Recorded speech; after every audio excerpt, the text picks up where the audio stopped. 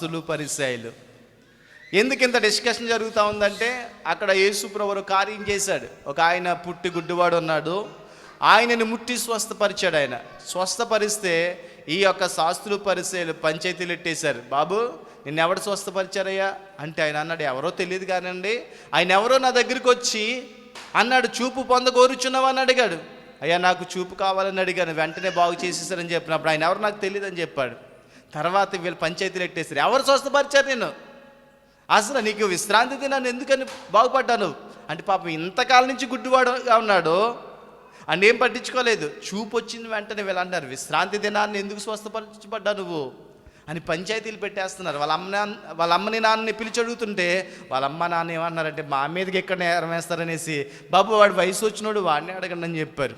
ఇప్పుడు అంటా ఉన్నారు, అయ్యా ఎందుకని అడుగుతున్నారు, మీరు ఆయన శిష్యులు అవ్వబోతున్నారా ఏంటి అని అడిగినప్పుడు, మేము ఆయన శిష్యులం కాదు, మేము మోసే శిష్యులము, నీవే ఆయన శిష్యులు అనేసి పాపం ఈ గుడ్డోని అంటండి వెలేసారంట ఊర్లోంచి.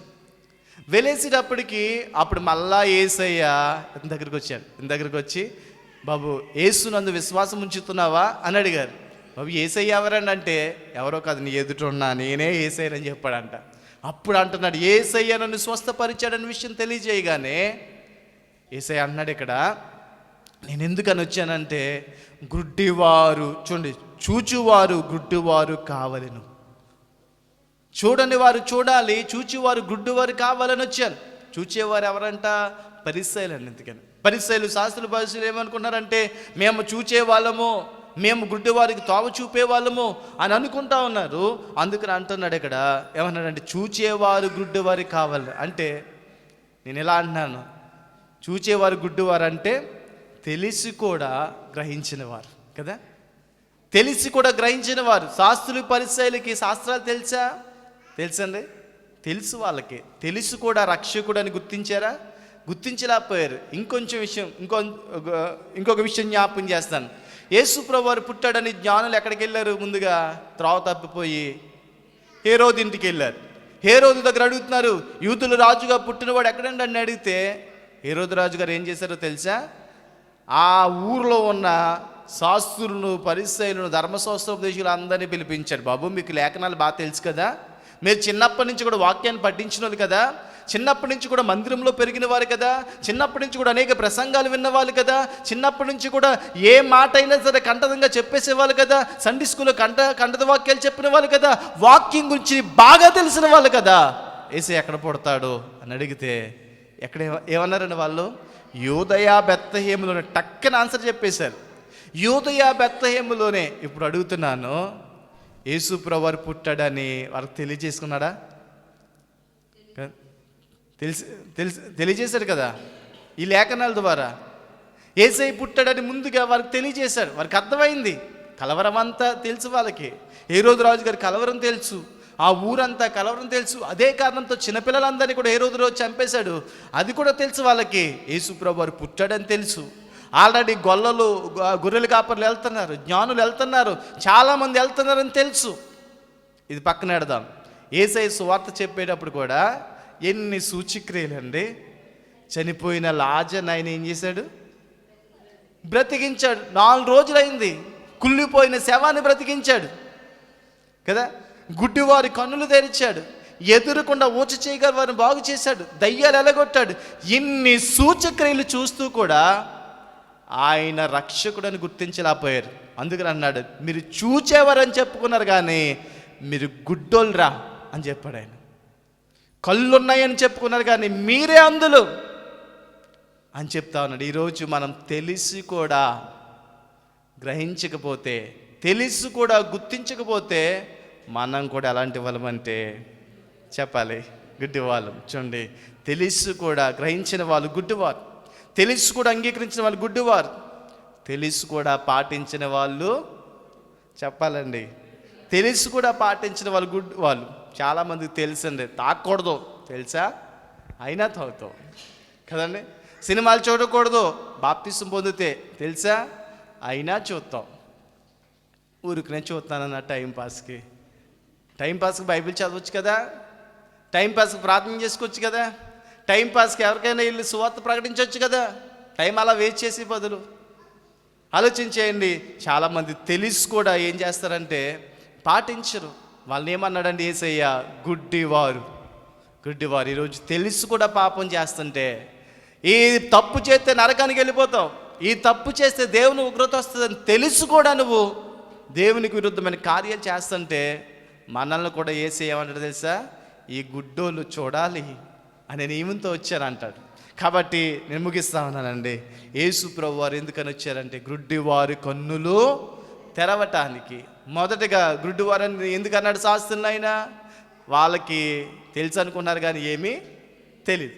రెండవదిగా చూడండి, లోపల శుద్ధి చేయటది, వెలుపల మాత్రమే శుద్ధి చేస్తున్నారు. అందుకనే గుడ్డి పరిసైడా, లోపల కనపట్లేదా నీకు అని తిడుతున్నాడు ఆయన. లోపల చెత్తా చెదారం కనపట్లేదా నీకు అని తిడుతూ ఉన్నాడు.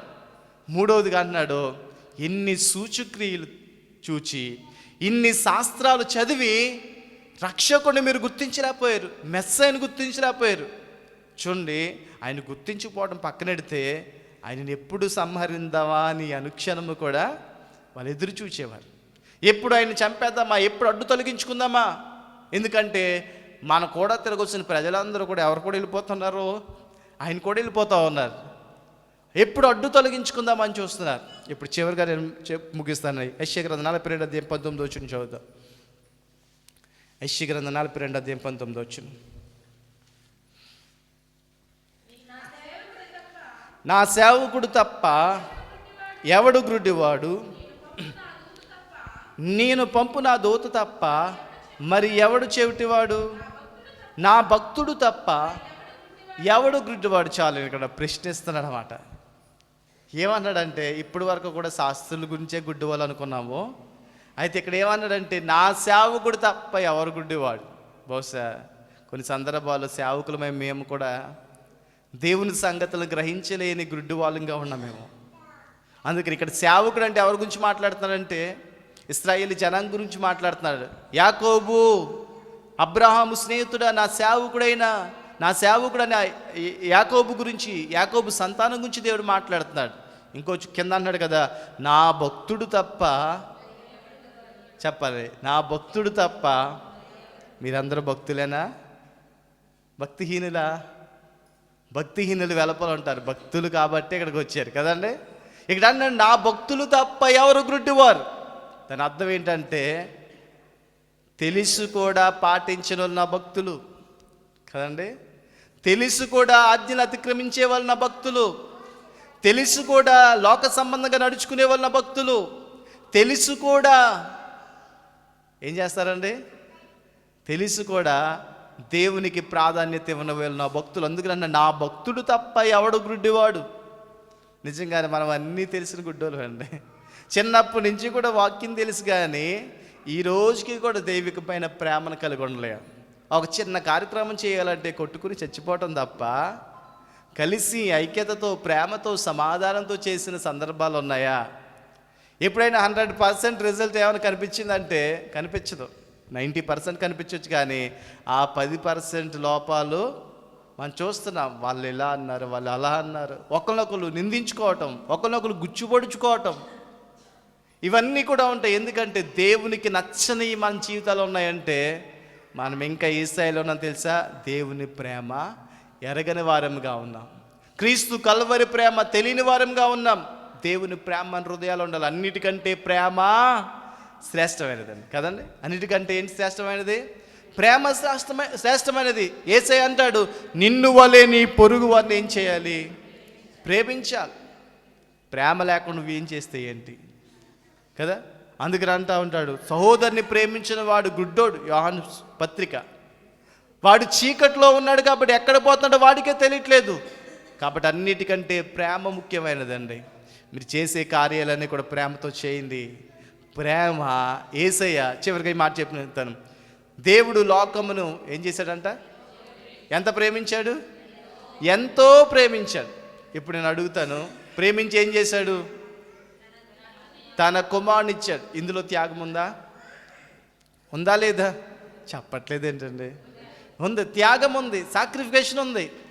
ఇప్పుడు నిజంగా నువ్వు దేవుని ప్రేమ కలిగి ఉంటే ఆ ప్రేమలో సాక్రిఫికేషన్ ఉంటుంది. నువ్వు ప్లేట్లో అన్నం పెట్టించేసుకున్నావు, పాప నీ పక్కన ముసలాం ఉంది, వెంటనే ఏం చేస్తావంటే సాక్రిఫికేషన్ ఎలా ఉంటుంది, సరే మళ్ళీ లైన్లో వెనకాల పడతావులే అనేసి నీ ప్లేట్ని ఇచ్చేస్తావు. అంతేకాకుండా ముసలోళ్ళందరినీ వెనకాల ఇట్టేసి కొంతమంది తోసుకుని ముందుకు వెళ్ళిపోతారు కదండి. ఒకవేళ నీకు ఏదైనా లోటు పడింది, వాళ్ళకి 2 ముక్కలు వేసి నీకు ఒకటి వేసారు, కానీ ఇప్పటి నుంచి మొదలవుతుంది అసలు అయింది. చూసావా, వడ్డించినోడు అయిపోయాడు ఆ రోజు కదండి. అదేం లేనట్టు ప్రేమ లేనట్టే. కాబట్టి ఇది లైవ్ వెళ్తుంది కాబట్టి నువ్వు ఏం చేస్తానండి, మరి మనందరము కూడా యేసయ్య ఎందుకని లోకానికి వచ్చాడు, గ్రుడ్డివారి కన్నులు తెరవటానికి వచ్చాడు. కాబట్టి ఈరోజు ఒకవేళ ఆత్మీయంగా గ్రుడ్డివారంగా ఉంటే మనం చేయవలసిన ప్రార్థన ఏంటో తెలుసా, అయ్యా మా కన్నులు తెరవు. ఎందుకంటే అపవాది ఏం చేస్తాడంటండి, అపవాది ఏం చేస్తాడు, కొరింథీయులకు రాసిన పత్రిక 4వ అధ్యాయము 44 ఉంటుంది, అవిశ్వాసులైన వారి మనోనేత్రాలకు ఏం కలుగు చేశాడట, గ్రుడ్డితనము కలుగు చేశాడు. కాబట్టి ఈరోజు మన మనోనేత్రాలు తెరవబడాలి. అటువంటి కృప దేవుడు మనకి దయచేయును గాక. ప్రార్థన చేద్దాం, తలలో వంచండి. థ్యాంక్ యూ లార్డ్, హల్లెలూయా. అందరూ కూడా తల వంచి ప్రార్థన చేద్దామా. యేసయ్యా